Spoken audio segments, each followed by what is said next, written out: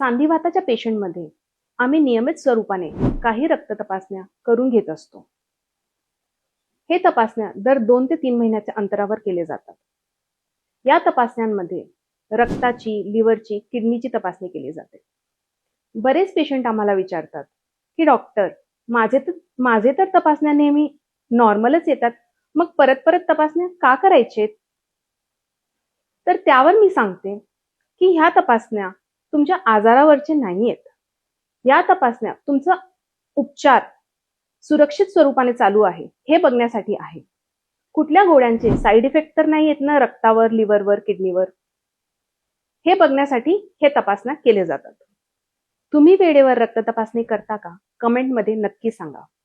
आणि नियमित स्वरूपाने सांधिवाताच्या गोळ्या घेणाऱ्या प्रत्येक रुग्णांपर्यंत हा व्हिडिओ नक्की पोहोचवा. धन्यवाद.